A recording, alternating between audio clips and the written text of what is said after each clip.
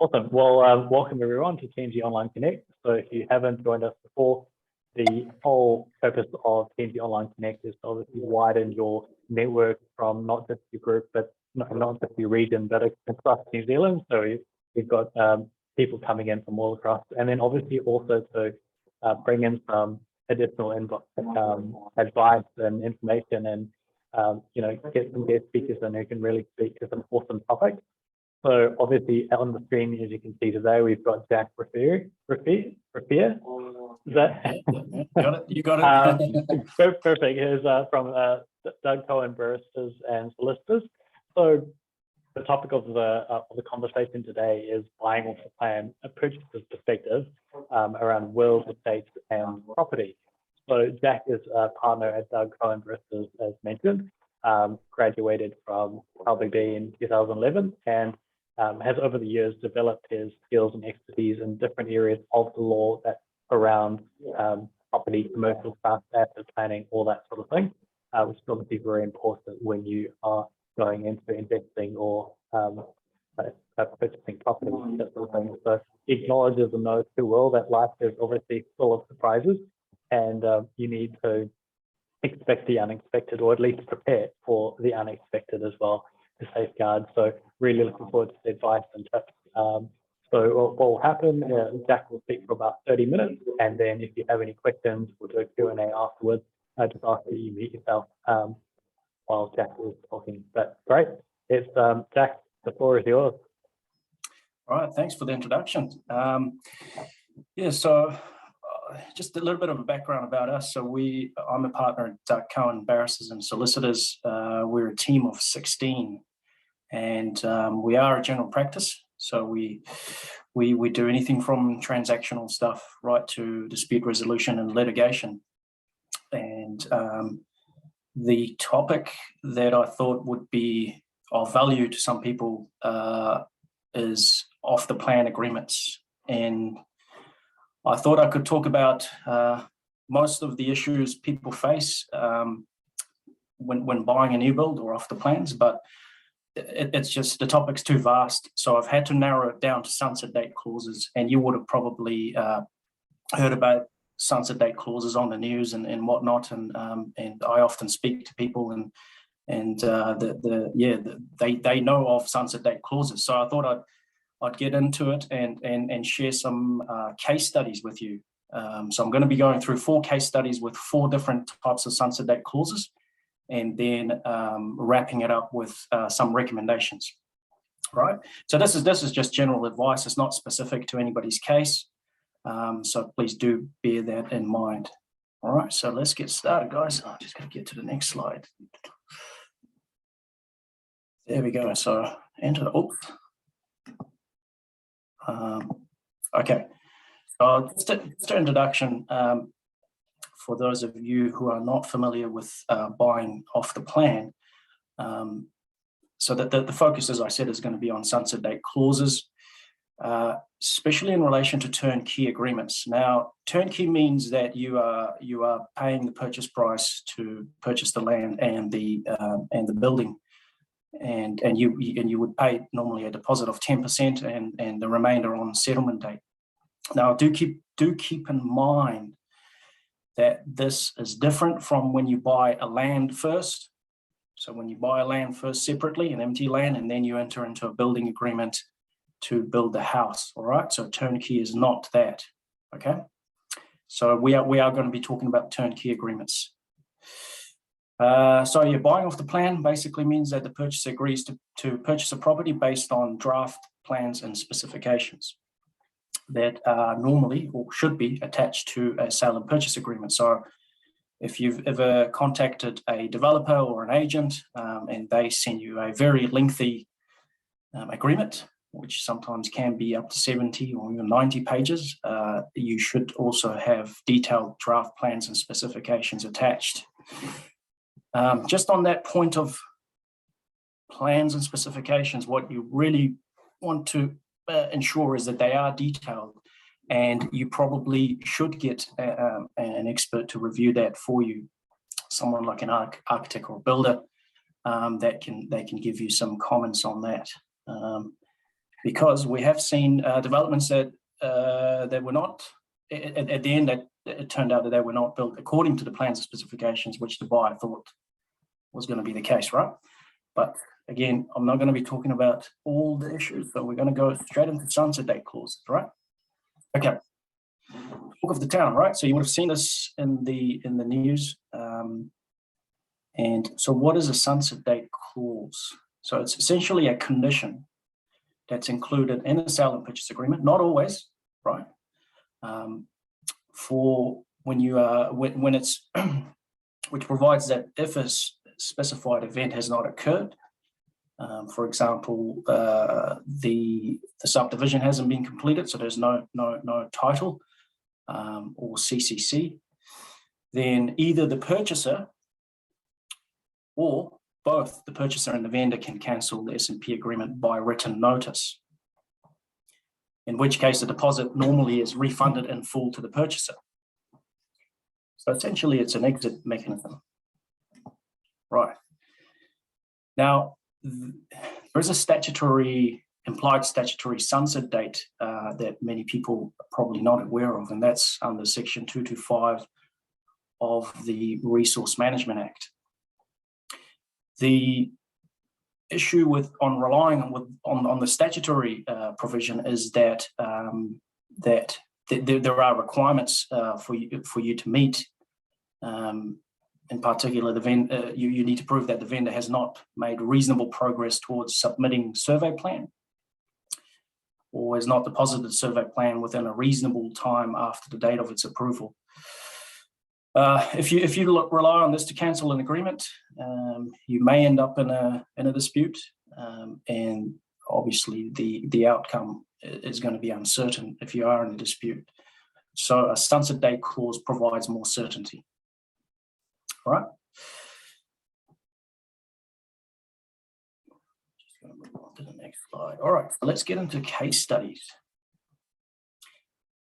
So this is case study 1.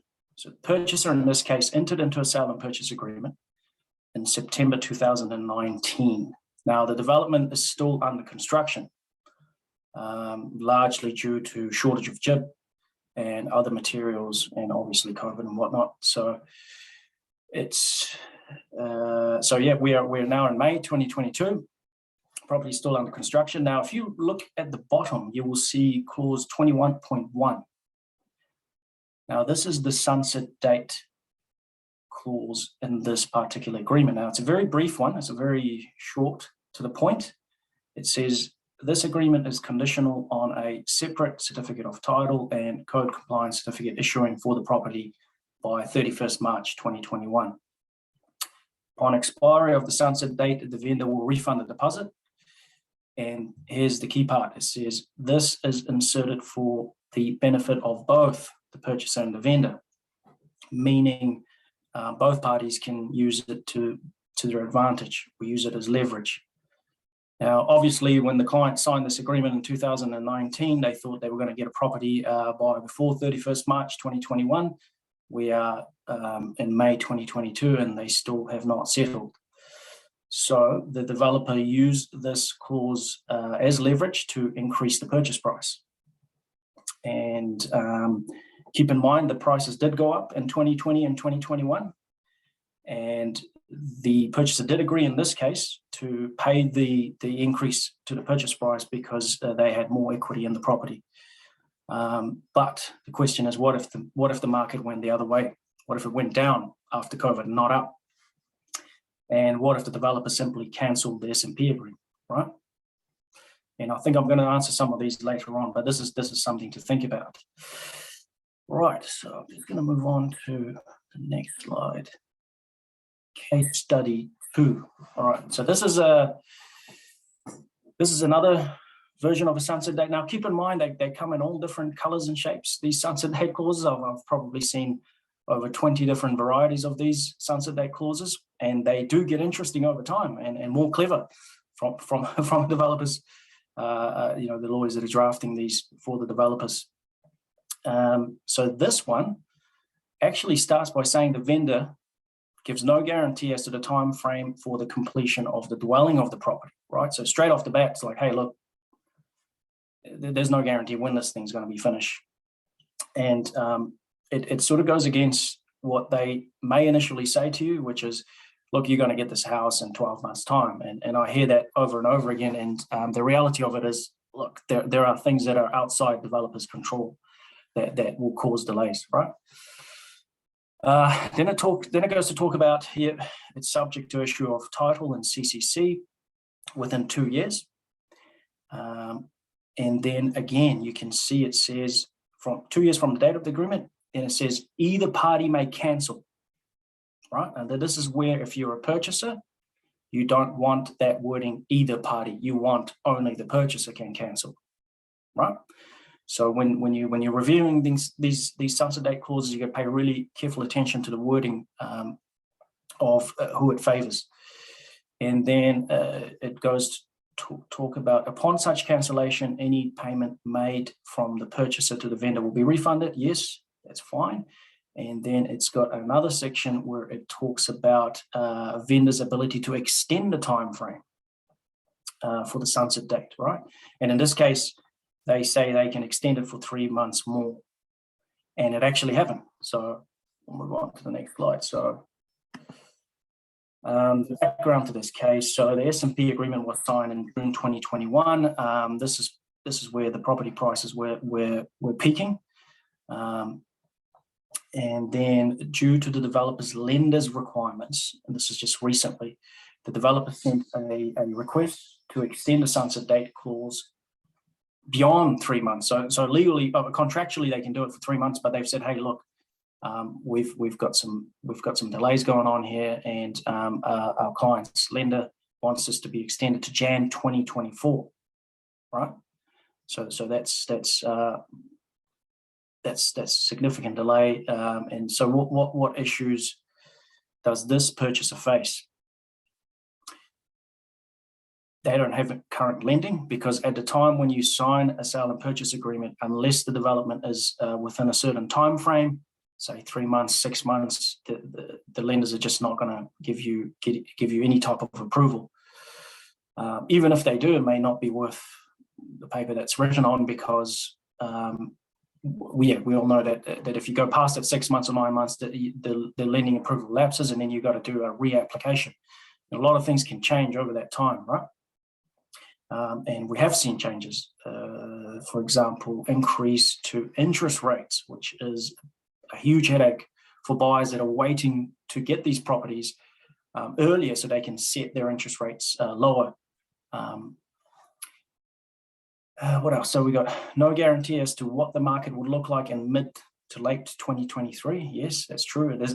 In fact, there's no guarantee that the property will be ready for settlement by mid 2023. It could be much later than that.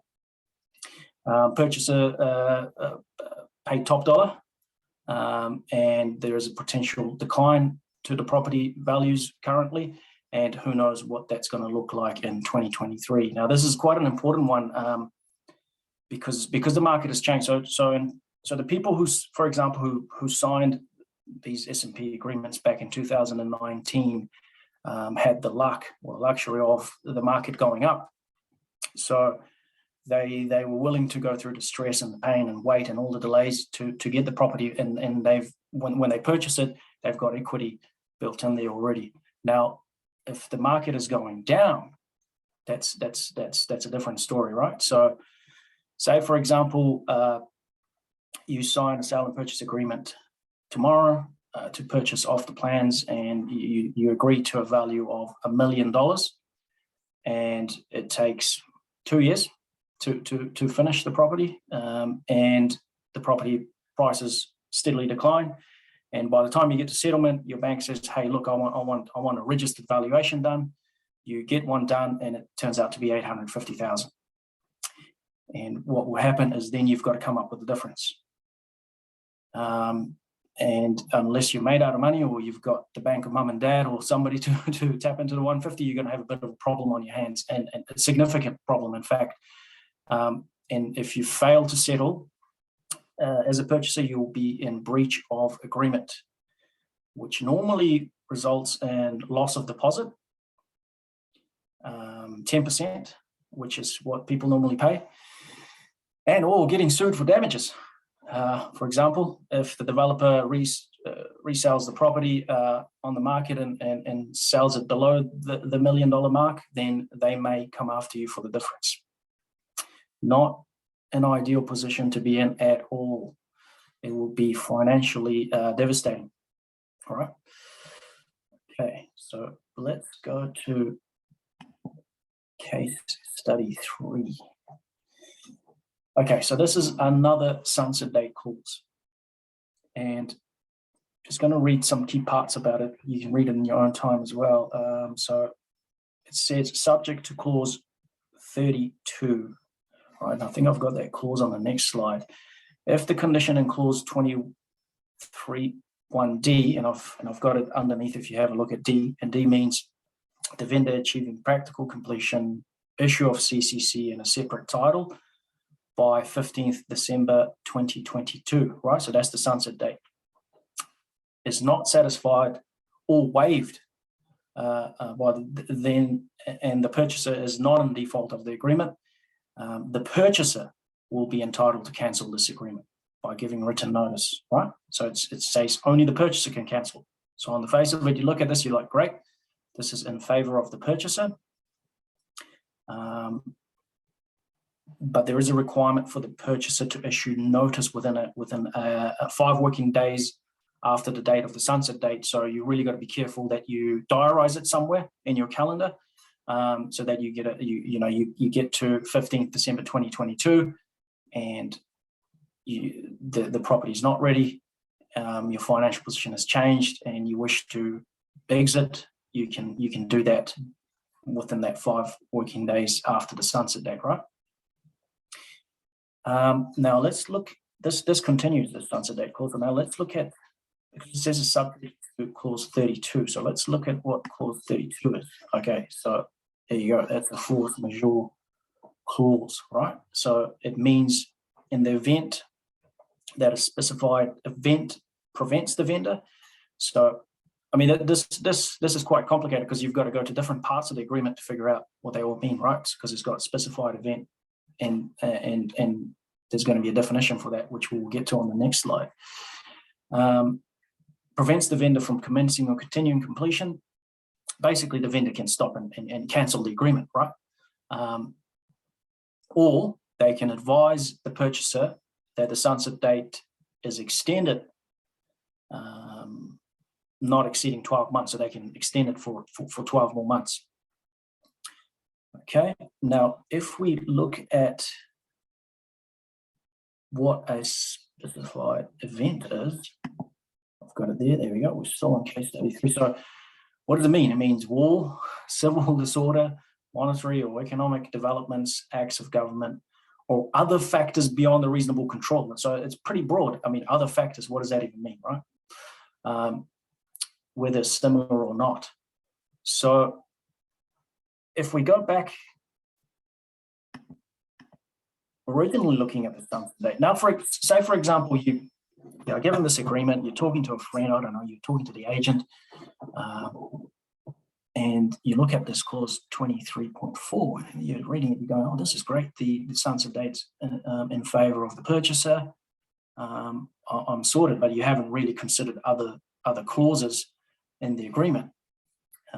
In fact, it turns out that, yeah, there are other conditions that could trigger this, and the vendor will have ability to get out by way of a force majeure clause, right? So from a purchaser's point of view, what are the issues with this sunset date clause? Okay, so it says it should only be in favor of the purchaser. Well, let's go back, have a look. Yep, it is.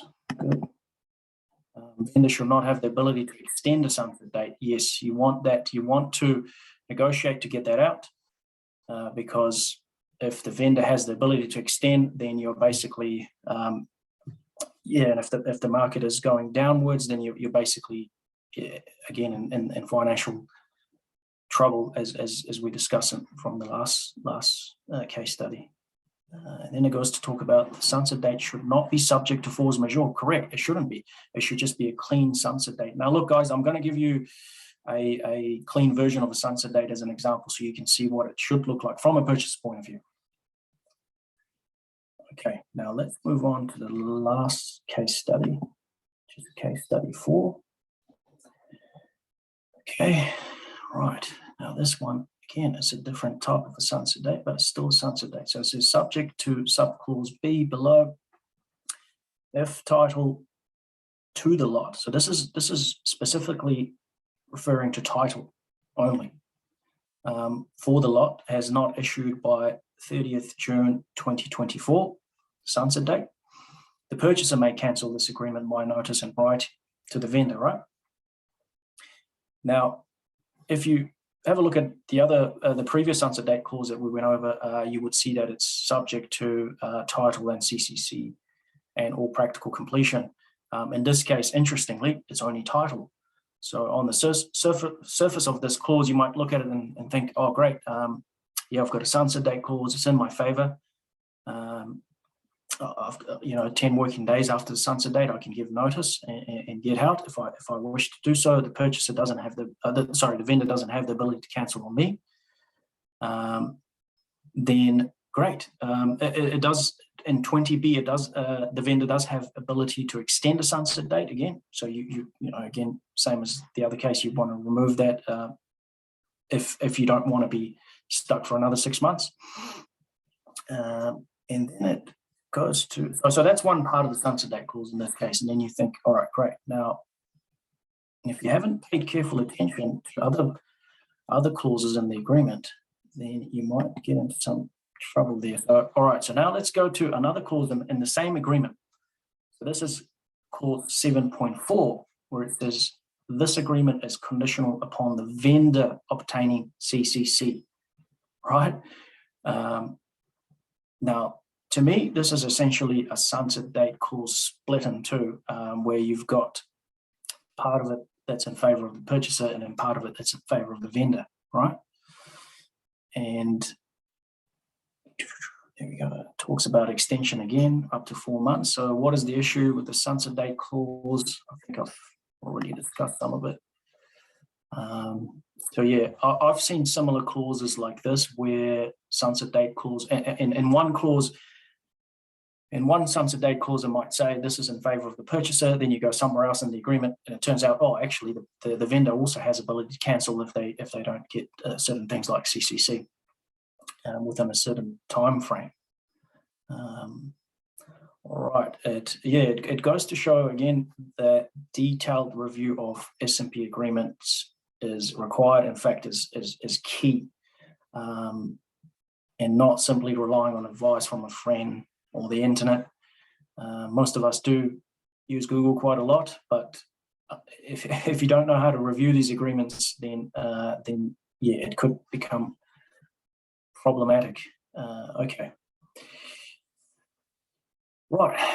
What is an ideal sunset date clause? Now, guys, I've given you an example here. This is not, I wouldn't say this is the perfect sunset date clause, but this is something that in my view is clearly in favor of the purchaser, right? So let's quickly read this. If the vendor does not achieve practical completion and there's no issue of the CCC and a separate title for the property by 5 p.m. date, so you can give it a date, say 2 years from date of the agreement, then the purchaser, sole discretion, may cancel the agreement and give written notice of cancellation to the vendor, and upon receipt of that notice, the agreement is cancelled and the deposit is immediately refunded in full to the purchaser, plus any interest earned. Now, the interest might be quite low due to the interest rates.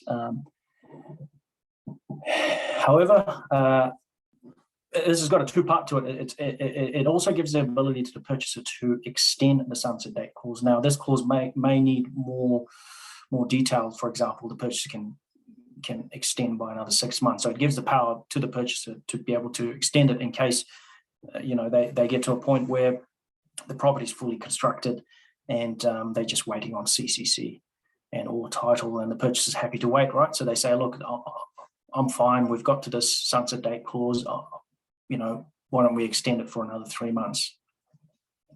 or you could actually delete that last part where it starts with however, and then you've essentially got a sunset date clause which is entirely in the purchaser's favor and gives them a clear way out, right? So that is, unlike the other sunset date clauses that you saw, which are quite complex and not entirely in favor of the purchaser, this is one that is. All right, moving on. What should a purchaser do to minimize risk? Right, how can you dodge a bullet? Right, purchasers often purchase emotionally. Look, I get buyers all the time call me, and often they're under a lot of stress, a lot of pressure, and it's hard. It's really hard to buy a property because you've got to do your research. You're dealing with a huge amount of money. You're trying to get lending from a bank, and there's different types of properties that you're thinking of. There's different locations. There's all sorts of things that it's a very, very stressful process for buyers. So they do tend to rely on emotion, and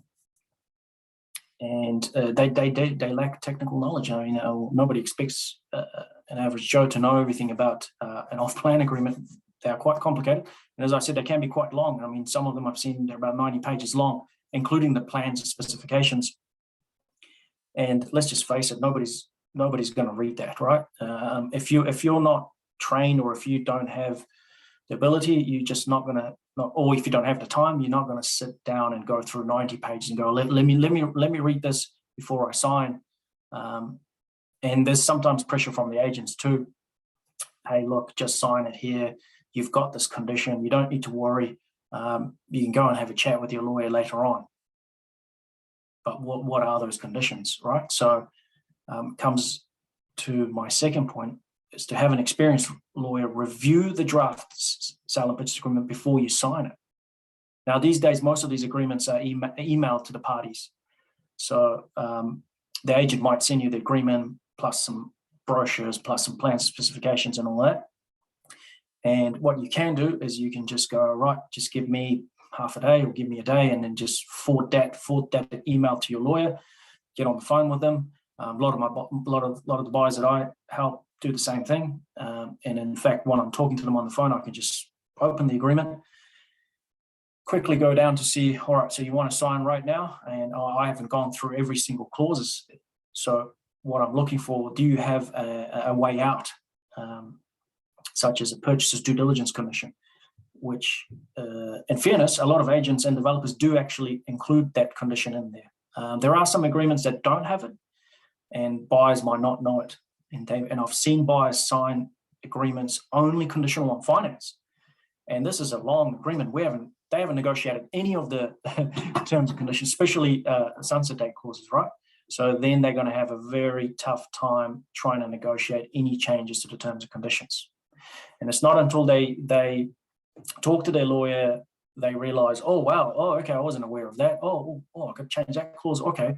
So yeah, that's comes to my next point, which is negotiate. Very important point, guys. You have to negotiate. How and when? Lawyers do it, right? So you give it to your lawyer and give the agreement to the lawyer before you sign, and the lawyer can quickly review it and make sure there are sufficient conditions in there that the lawyer can rely on to negotiate, such as a purchaser's due diligence condition, or the lawyer can just recommend all the suggested changes, and then you sign off and send it back to the developer. Often I do all the negotiations directly with the developer's lawyers, right? So I get the agreement, I give some advice in writing to the buyer, and look, the advice goes beyond, hey, look, there's a sunset date clause that's in favor of you and the vendor, and yeah, the vendor may cancel on you, right? You got to go one step further than that. You've actually got to tell the buyers that you should negotiate this. How do you do it? Go back to the vendor. I go back to the vendor as your lawyer to ask them to remove this wording, or remove part of the clause and replace it with that. Right. So you actually got to tell them how they can do it. Ultimately, it's the buyer's decision as to whether they want to negotiate or not. I've heard some don't. I mean, some spend very limited time with their lawyers, or they may get an email with a couple of paragraphs of advice. I think my advice letters are about 10 pages long. They are easy to follow. I break them down, and there is a recommendation part at the end of that advice letter, and it would recommend, for example, dealing with sunset date, force majeure clause, dealing with a maintenance clause, measurement clauses. I won't confuse you with all that other stuff, but yeah, there are a lot more things that do need to be negotiated apart from just a sunset date clause, right? For the purposes of time, I've had to limit it to sunset date clause. All right. Okay, so this is quite a common one. Developers may say our lender will not accept change to the sunset date clause, right? And I've heard that many times. In fact, now in a market where property prices are going down or maybe going down, from a developer's point of view, they don't want buyers to just be able to easily get out, right? So if that happens and we do one round of negotiation, it turns out, look, they're not going to budge on that. And what you can try to do is get some warranties or undertakings from the developers via the lawyer that they will not, in the case if the market price does go up, the price of properties do go up, the vendor is not going to use that sunset date clause to either increase the purchase price or to cancel and sell it to someone else, right? And I have got that in writing from the developers' lawyers before. So that's another way you could deal with it. Obviously, it's not as good as having a sunset date clause in favor of the purchaser only, right? It's not good, I'm not saying, but I'm saying there are possible other avenues that you could explore. Consider including a milestone condition, right? What does that mean? That's just another exit mechanism apart from the sunset date. Now, keep in mind, sunset date clauses are often quite long. They tend to be 2 years with a right of extension. So you could be looking at 3 years. So if you want to be able to get out earlier, then you should negotiate some sort of a milestone condition. For example, developments at very early stages, the developers don't have resource consent, subdivision consent. They haven't started any type of civil or vertical construction. Then what you can do is you can actually say to them, hey, look, if you don't start the construction within a certain time, 6 months or 9 months, then as purchaser, I can cancel the agreement and get out, right? Now, this is especially for developments that just don't get off the ground, and there are examples of that. And I've had buyers in those situations where they have entered into agreement 2 years ago. Obviously, initially the developer told them that, look, you're going to get a house within 12 to 18 months. 2 years later, they have not even obtained resource consent, right? So they haven't even started any type of construction, nothing. So even if they can manage to get it or get the funding in order or whatever they have to do, then the buyer could be looking at another 3 years. So that's 5 years. That's a lot of time. A lot of things can change in 5 years, as we've seen. We've seen COVID, interest rate go up and down, house prices go up and down. Who knows? You might not even be around in 5 years' time. So a lot can change. All right. Okay. I think we've talked about this. What happens if property values decline by the time the property is ready for settlement, right?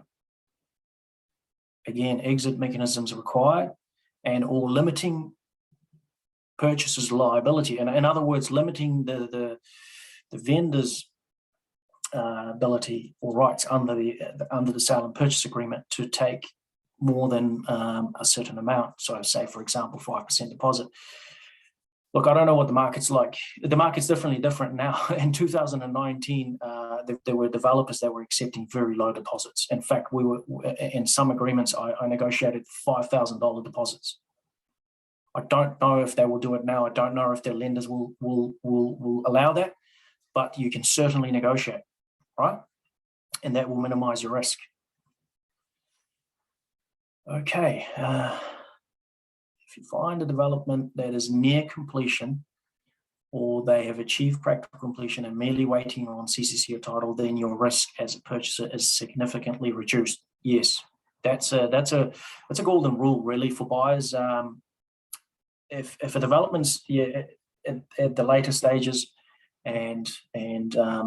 or ideally they've finished, they've got practical completion, they've completely finished the construction, and then you have far less risk, far less as a buyer, right?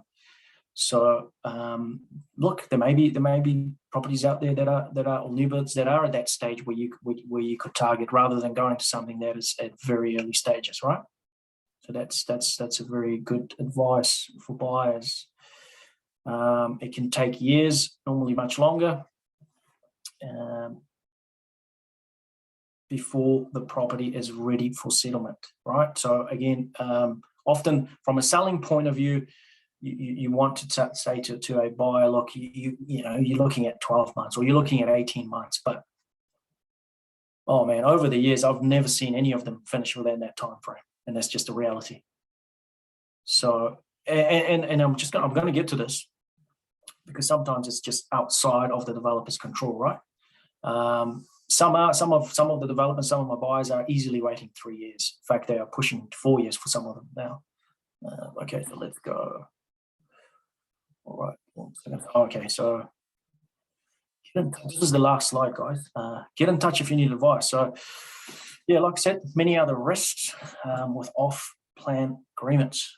Many other risks. If anybody wants to discuss anything, if anybody is currently in an agreement and has issues, you can get in contact with me. My mobile number is there, and we can have a free, no obligation chat. Look, yeah, some of the issues are outside the developer's control, right? Such as COVID-19, shortage of material and or labor, and other issues, council delays and whatnot, right? So you can't just always blame the developers. They're probably going as fast as they can, but sometimes, look, it is what it is. It's just outside their control.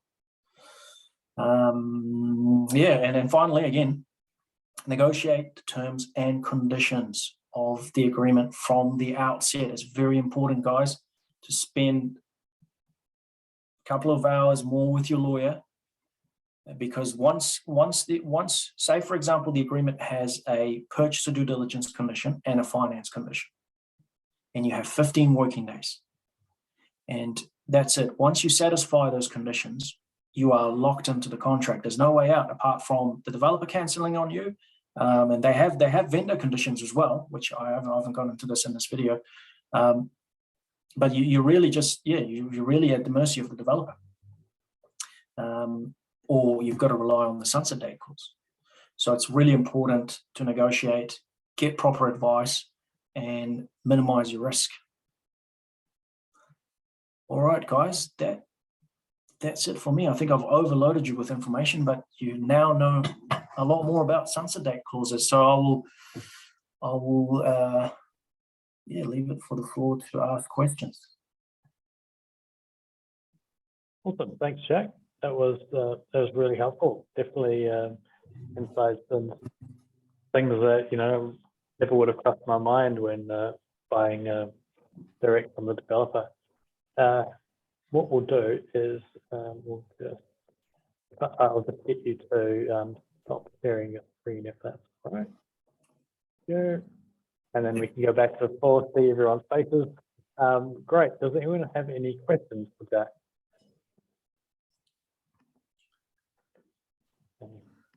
I've got a question. Yes. And you might, I don't know, but back in case study number 2, why couldn't the purchaser cancel? Did they not have the ability to actually exit that agreement? Let me just go back, sorry. Okay. Sorry, it's probably too specific for this, but I was sitting there thinking, can they not get out of this agreement? Are they stuck in it? No. So I'm just reading the sunset date clause in that case study 2. It actually says the vendor gives no should a separate title and CCC for the dwelling not issue within 2 years. Either party may cancel. So the purchaser does have ability to cancel. So does the developer. Right. So that's what I thought. Yeah, no, they both do have the ability, but the vendor also has the ability to extend the sunset date clause. So in this case study too, look, it's really up to the. So I don't think it's even reached the sunset date clause. Okay. Yeah, My point is probably just reinforcing what you said, that you have to get a lawyer because it's so complex and so difficult. You read it and you think one thing. I thought, well, the purchaser could cancel, but yeah, you really need help. So thank you. No worries. Yeah, these are very complicated agreements, guys, and it actually takes me a couple of hours to pick it apart, really. And they all differ. They're not all the same. They don't use one template. There is no one template. They often have further terms of sale, which are very lengthy, and buyers just don't read that. So yeah. Anybody else? This is easy. I thought I was going to have a lot of questions. I was like, oh. Hi, Jack. I'm actually coming from a real estate point of view, and we always put due diligence in our contracts, Right. just because they are so complicated. But all solicitors are also not the same. So as you've pointed out, you do need someone who's actually really au fait with these contracts to review them. So choosing your solicitor is really important, that they do unpick it and have a really good understanding for the purchasers. Absolutely. Yeah, I've touched on a good point. We have had cases where clients have used other lawyers, and then they've ended up in a difficult situation, and they've come to us, and often I ask them, what sort of advice did you get from the outset? And look, I'm not saying that they're not getting advice, but I don't know if they're getting the advice to the level of, look, I've picked this agreement apart. Here are 15 things that you should consider changing or negotiating. At least you got to try, right? You have to try. And some developers are good. Some developers might. I mean, in terms of negotiation, I've had mixed results. Sometimes they do accept some of the things. It could be 50-50. Sometimes they might even meet you halfway. Sometimes they might just straight say no to everything. but you've got to try, and you don't know. And you've got to give the developers the ability to consider those questions or concerns or changes. Yeah, I think from my point of view, I've become very shy of buying off plans. There are so many fish hooks from the beginning right through until completion. Even when going into major discussions around the quality of completion is another whole minefield at the end of the project as well. It is quite challenging. But look, I think the market's, a lot of people are now more open to buying off plan than they were. So we had a raft of them back in 2019, and they weren't as popular. But now I get a lot of clients, whether they're first-time buyers or they're investors, and they want to buy off plan. So it is happening. And look, we do need homes too. So I don't want to be seen as bashing developers, but the reality of it is that people are entering into these agreements for whatever reason. So, Jack, just one question on the back of that exactly. What sort of options do people have to find a lawyer that actually has the skills and the experience in this regard to be able to advise them accordingly? It's a real struggle, I guess, for people to actually find a lawyer who they know from the outset's got the skills to be able to do this for them. Any advice around that?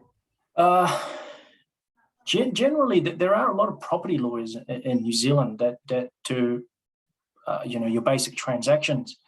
Look, I mean, I've come across several lawyers that have good expertise in this area, or when the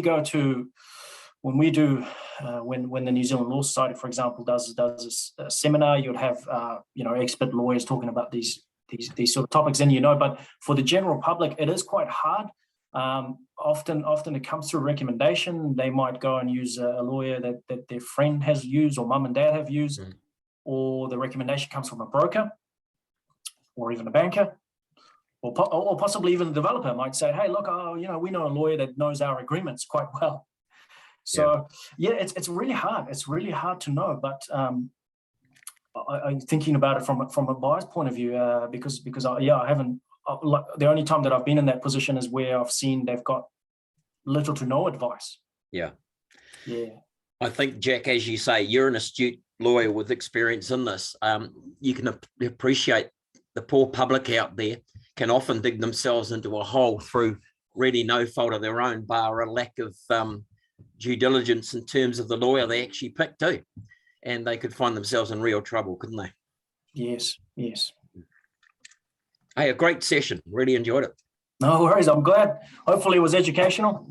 Yeah, it was. Thank you. Quick one, Jack. Other than the sunset clause, is there anything else in the agreement that we should pay close attention to?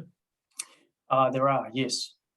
Quite a lot, actually. But look, a couple of the other key ones, for example, is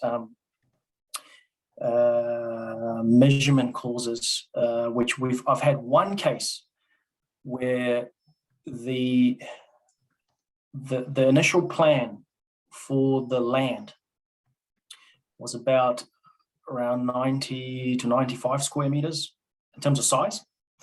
And then a year and a half later, after the purchaser signed the agreement, we got a letter from the developer's lawyer saying the size is now around 74 square meters. So they lost about 20 to 22% of land size. And obviously that impacts on value. So luckily there was a measurement clause. A measurement clause is something that says, look, if the plans change and the size of the lot, or sometimes size of the dwelling as well, ends up being smaller than 5%, then the buyer can have some compensation for that, or the buyer can cancel it or something like that. But you'd have to have that clause in there. Otherwise, tough luck, because the developers say no, you've accepted our plans, and that they were draft plans subject to change. So that's something else. Look, there's quite a lot. I mean, I'd be talking for another 30 minutes if I had to go through all the other one. But that's So you get measurement is another one. You've got sometimes you have assignment issues. So when you want to actually add somebody or assign or on-sell it, the developer might not allow you to do that. So you would want that ability sometimes quite easily to be able to add someone. So I had a case where the buyer lost their job. 2 years into this, they lost their job. And so they had to get the sister or family members involved, right? So there needs to be ability for you to do that under the agreement quite easily, rather than having to be at the mercy of the developer saying, please, so yeah, it's quite a raft of things in there. Yeah, but if you've got any specific sort of questions around that, you can private message me, and I'm happy to talk through. Cool. And there was just a question from Rob. With the sunset date clause, if over 12 months, our banks, if it's over 12 months, banks are unlikely to approve. So I think that's the comment from Rob. So any date over 12 months, they unlikely to approve that. Cool. Thanks again, Jack. If obviously we're just a bit short of time, but the session is recorded, so you can go over that, or otherwise do get in contact with Jack as well if you have more questions.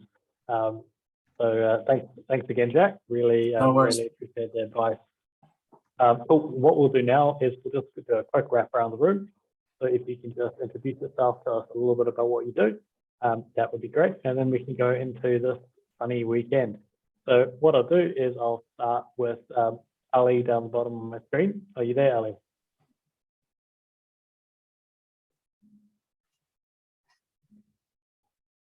So get them to unmute. Okay, might be missing Ali there. We'll come back. So Wayne, let's start with you then. Okay. Yeah, hi all. I'm Wayne Cooney, based in Cambridge and part of the Cambridge T&G group. Joined the group about 2 years ago, shortly after launching my new business right amongst COVID. So I'm an insurance broker. I do commercial and domestic fire and general insurance. I work on contract to a great brokerage out of Auckland called Cactus and Blanket Insurance. And it's been an exciting journey. The business is just, after a lot of hard graft, as you can appreciate, growing the business, got a good solid base of clients now. And it's really almost 2 years down the track, getting a real roll on now. But look, I'm passionate about what I do. I love the contact with clients, really appreciate the referrals that have come via TNG and others. And look, I'm just really enjoying what I do. I've been in sales, business development, management roles all my working life. I own my own management company with my brother for about 10 years. So I've got a really good understanding of business, what it's like to be out there owning a business and running a big team of staff. And so I think that holds me in good stead too, in terms of the business I'm building now with, you know, good clients, good small, medium enterprises out there. But no, great to be part of this morning. Awesome. Thanks, Wayne. Heath. And we'll just get you to unmute, Heath. Keith Sito, I'm a business advisor. I'm part of the Trusted Advisors Network, which is an Australasian network of business coaches. There are about 40 of us spread around Australia and New Zealand. And I work with business owners to really establish the personal destination in life and where they want to be, and work with them with their business to help them to fund and get the future that they want. And you could be a business just starting out, or a maturing business looking to grow, or you're looking to build yourself a business to retire on. So I've been helping businesses for the past 5.5 years now. And I've been with TNG for the same nearly 6 years now, I think. And it has been really good to me. I've been getting quite a good number of clients steadily from the TNG network, as well as referral. So definitely, I would say that TNG is at the moment one of the, well, if not the most flexible and friendly business networking in the country. So yeah, if you know anyone who is looking to build their business to help fund their personal objective, yeah, give me a call. It's Keith here from Trusted Advisor Network. Cheers, Cool. mate. Thanks, Keith. Good plug for TNG there as well. So thanks for that. Cool. Let's move on to Winston.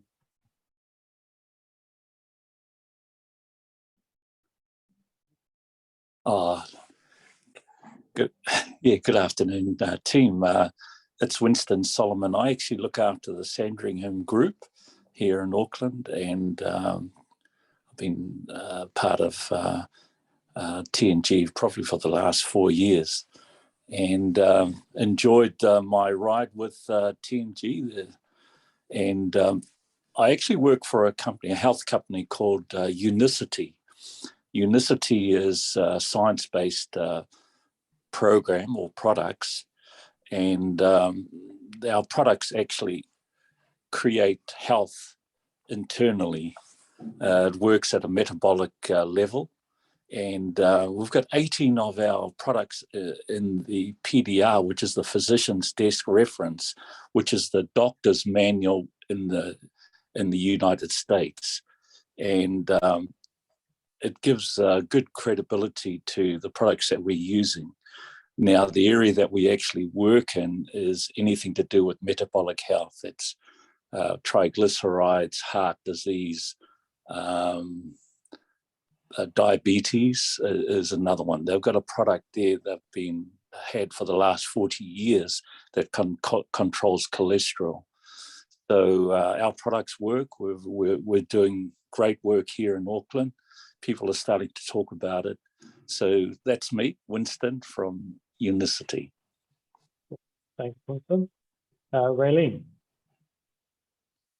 Morning all. Thanks, Jack. Great presentation and really timely. So yeah, thanks heaps. So I'm Raylene McMurtry. I'm Barfoot and Thompson.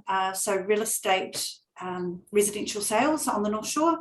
I was actually one of the founding members of the Silverdale group, and I'm still there, which is a great little team. My husband and I work as part of a team. We've got nearly 50 years of policing service behind us. So we bring all our negotiation and problem solving skills with us to help our vendors and our buyers. And thanks to an amazing T&G networking group, you know, we have just about every skill that we need to help our vendors get ready for market. Yeah, so there's not much that we can't do as far as helping our vendors on their journey. So that's me, Raylene McMurtry. Thanks. Thanks, Raylene. Tony. Good morning. Tony from Cloud-Based Printing Promotions, where we help companies with cost-effective solutions, printing their business stationery, supply of their branded merchandise and branded apparel. The advice we give companies will save them money, assist in increasing sales, increasing brand exposure and recognition, and help them convey their message to their customers. Some of the items that we're running right now: hand sanitizers, drink bottles, jackets, face masks, umbrellas, pens, printing of business cards and brochures.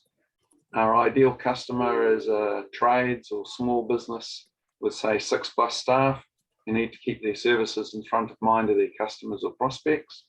So who do you know amongst your clients that fits that description? Love to hear from them and assist them. Tony from Cloud-Based Print and Promotions. Thanks, Tony. Rob. Yeah, hello, my name is Rob Tumis. My camera isn't on this computer. Yeah, just Jack just sent me a link last night. I never heard of T&G, sorry. Now I have. So I'm a mortgage broker. I've been mortgage broking for a bit over 20 years. I came in contact with Jack a couple of years ago, and with a lot of these off the plans purchases. And yeah, so I've been through a bunch of what can go wrong with them. Yeah, so that's my main thing is mortgages. I also do fire and general referral, and I do life and income protection, etc., like a lot of advisors. So yeah, I've been self-employed for probably 40 years, so I understand all that, you know, the issues that come with all this financing and whatever. So yeah, thank you. Appreciate your request. Thanks, Rob. There's a SL. I'm not too sure what that stands for, but do we have an SL behind the screen? Oh. Maybe not. And then there's a tool on the call as well. All of these names. Either right. Well, while we wait for them, there's obviously me. So hi, I'm Dan. So I run Ingot, which is a digital design studio. So what we do is we work with businesses to build custom platforms that are obviously marketing tools for their clients, but also useful tools for the company itself for automation, making processes easier. Because the website is not just there to get your word out; it's also supposed to make your life easier, get less grey hairs, give me more grey hairs because I'm the one trying to think of the tricky solutions. So ideally, what we're doing is we're working with businesses to help create a custom platform that is both profitable, but also looks great because we are designers at heart, and we love to really elevate our clients above their peers. So it's a good industry to be in. We're quite busy at the moment. We've just hired a new graphic designer, so it's great to be growing. And definitely T&G has been a part of that for us as well. So being T&G for these 2-3 years now, and loving it. So no, it's good to be. And again, thanks Jack for sharing. It is definitely a good timing. Cool. Well, don't know if Melanie. Thanks, Dan. I think everyone knows me. I'm Melanie from the networking group. So firstly, Dan, Jack, thank you for sharing your knowledge and your experience.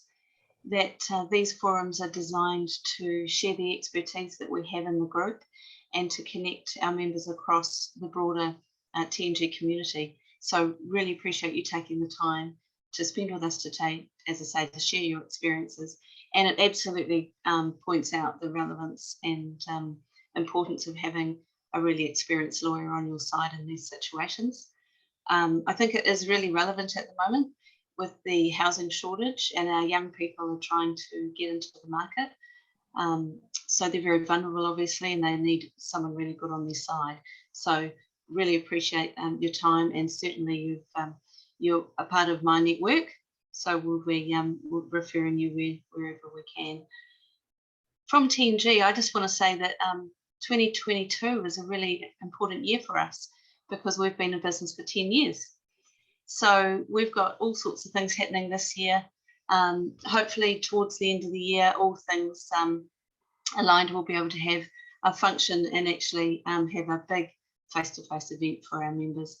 So we're really excited to be having a really special anniversary. And obviously we want to thank our members. We've got a number of members who've been with us the whole 10 years. And then it's great to hear your stories.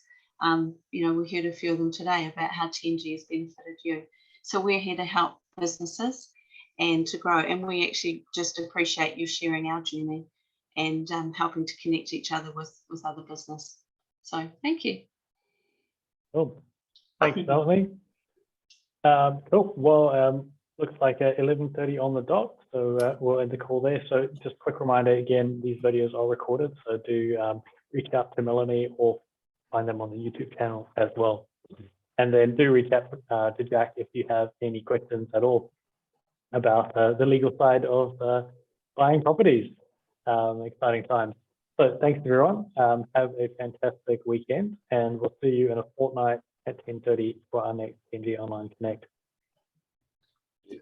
Thanks, guys. Thanks, Bye for Jack. now. Thanks very much. Bye.